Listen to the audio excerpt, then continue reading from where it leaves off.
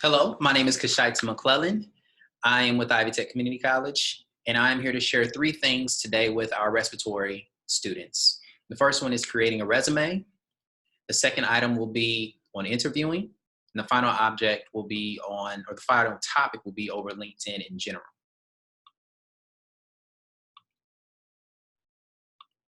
So let's get started.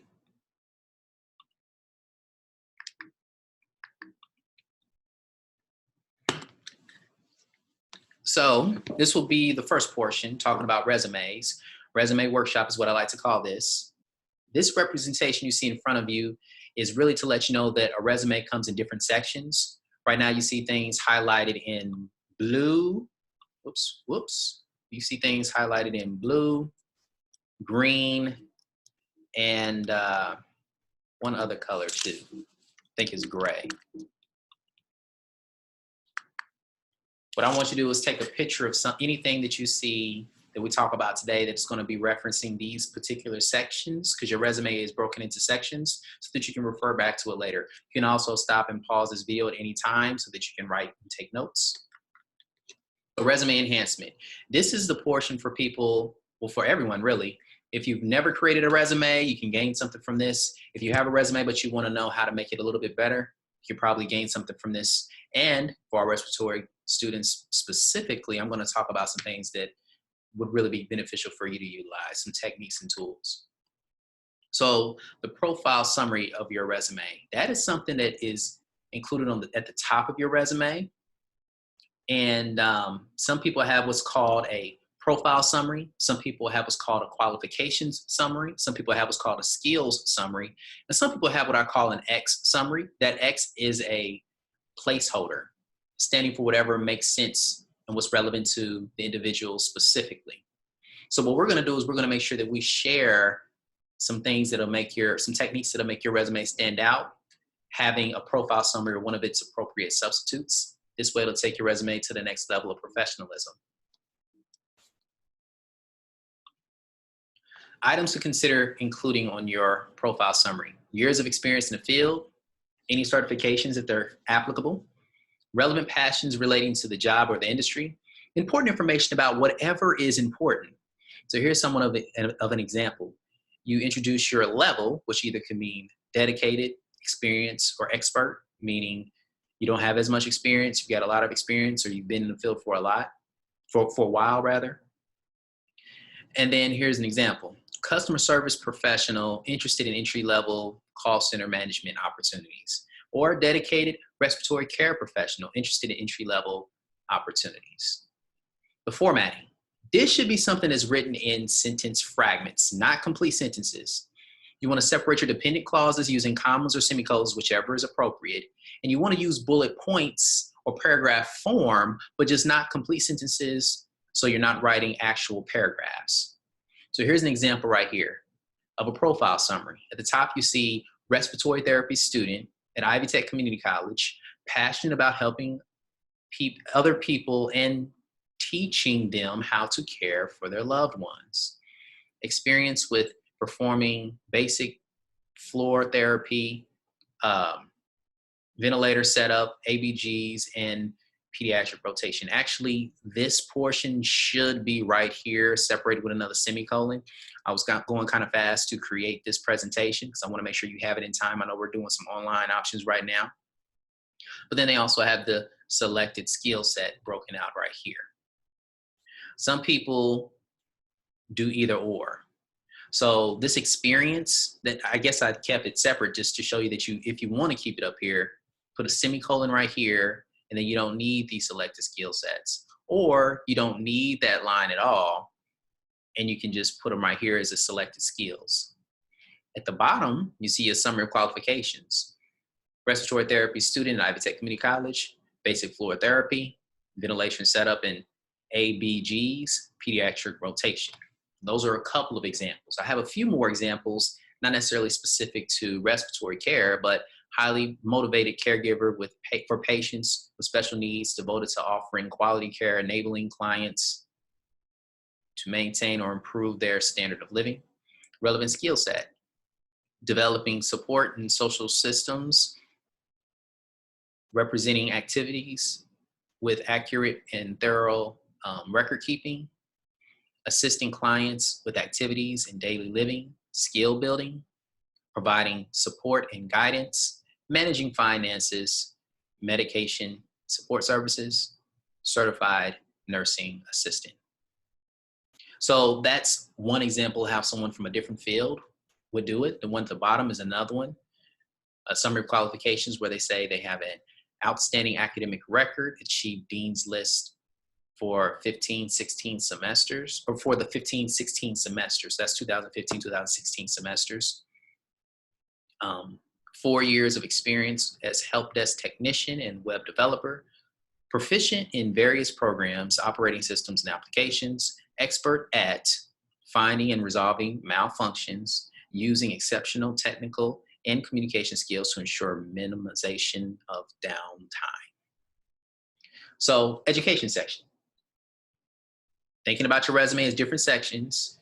We just talked about your profile summary and its appropriate substitutes. We gave a couple of examples. Some people used a career summary. Some people used a summary of qualifications. Some actually use a profile summary or another summary of qualifications example. So moving to the next section, which is education. You want to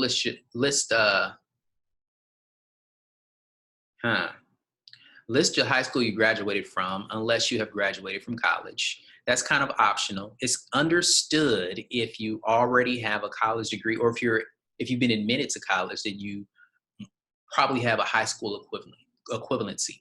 So this one is optional for our respiratory care students. I would say that you more than likely don't want to put your high school information on there because you're not a dual credit student and you also are in the process of earning your college degree.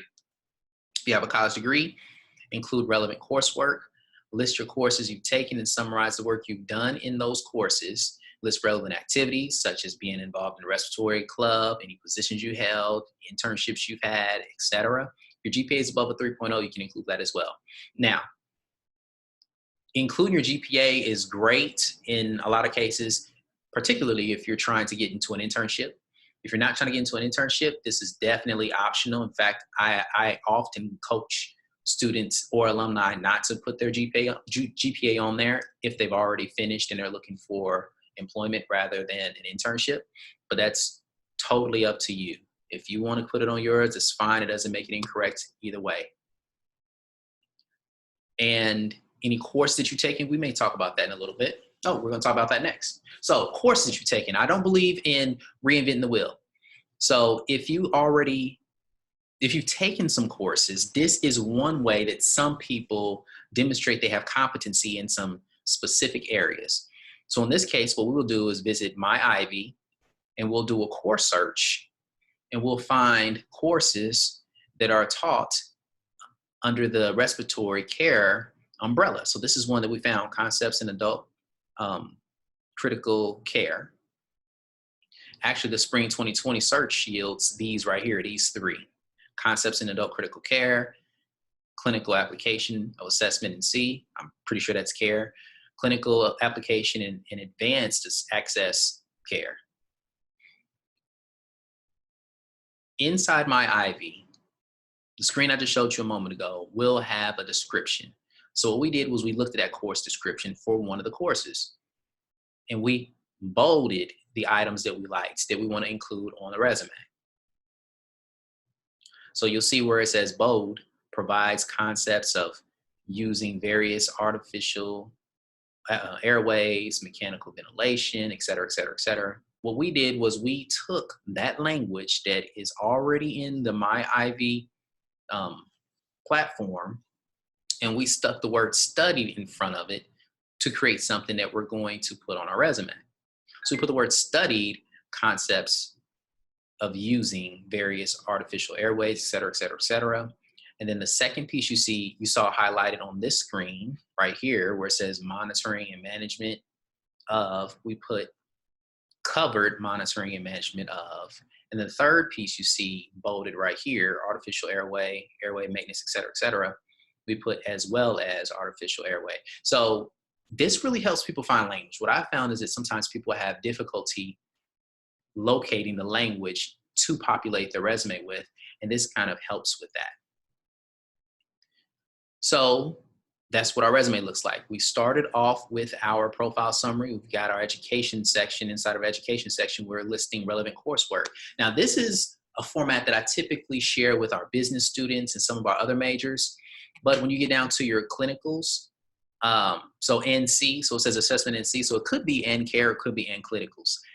When I went to the actual description, it looked like it was talking about more clinical sites. So rather than listing your clinicals here under your education, I would coach people not to do it that way. Instead, make your own section. So right here, we have what it looks like without having more description for the education relevant coursework. Instead, we just have the profile summary, then we have the education, then we move right into clinical experience. So very quickly on a resume, if a person's looking at this resume, they'll be able to call out very quickly, okay, profile summary, this person's respiratory therapy student, etc. They've got the education I'm looking for, okay, amazing. And then they're able to go right to the clinical experience, and they can see very quickly this person has floor therapy experience, 1, 2, 3, 4 locations. You're communicating that you understand that, you have competency, and you've done it. Then the next one, you talk about unit critical care, 1, 2, 3, 4 different locations. Now, up under that, there's a section for relevant experience. In this case, this person also provided care for special needs kids having, well, you can see right there a lot of other pieces too. Professional experience. So if you want to enhance that, we can talk about using job descriptions from jobs that you've worked at, or you can use something that's called the ONAT to access and figure out exactly what to put in that section. But sometimes people have a job or two that they need to also list after they've put in their clinical experience and any other relevant experience. Now, typically it won't take up a lot of space in your resume by the time you get here, because you want to focus on and spend a lot of time talking about what you're selling yourself on, which is more appropriate to talk about, which is your clinical experience, relevant experience, your education. So your special sections, you want to think about answering these questions. Why should a person hire you for this specific job? What have you done that makes you believe you'll be successful at this job? And what makes you believe you'll be, or that you're awesome? Because you are awesome, you just have to put it on paper. Sometimes answering these questions means that you'll add additional sections to your resume. Perhaps it's in the form of a volunteerism section or relevant experience, which you just saw a moment ago, or other related experiences. You want to arrange your resume according to your strongest selling points and think of each section as a movable section. In some cases, your education section will be your strongest. In others, your experience might be. But you always want to lead with your strongest section and end with your weakest. So what we did was we took a resume and we sliced it up. This resume did have this as at the top, then it led by professional experience, additional experience, education at the last. It also had a border. I always advise people to not have a border on their resume, and to avoid using colors and things that really make your resume stand out and draw attention to it that's not the attention that you want. So if you have if you have an interesting, I say wild, if you have a wild layout for your resume, then it can distract the person from reading. And you don't want to distract anybody from getting the information they want from your resume. So we took this resume and we sliced it up. In this case, it was originally having the education at the bottom, last section, because the information this student had was, it's always implied that you have the education. So since it's implied, that's the last thing you put. That's not always necessarily the case. So we reprioritized this particular resume with a profile at the top, education section next, and then their professional experience. This person, I can tell you, had no problems getting a job interview. Now, this is a different resume. This was for one, I guess the one before it was for education major. This one is for a nursing alumnus, actually. This person was a visiting nurse for multiple locations and wanted to continue having that experience, wanted to continue as a traveling nurse. So we revisited this particular resume. They gave an objective, highlights from their career, their licensure, and then their education. They pulled out their selected competencies from all their nursing rotations and put into one section. And then they listed their nursing experience. They were a nurse at 1, 2, 3 different locations and didn't put any bullet points. Instead of putting bullet points under there, they listed their bullet points here because they were all the same bullets. The scoop on interviewing.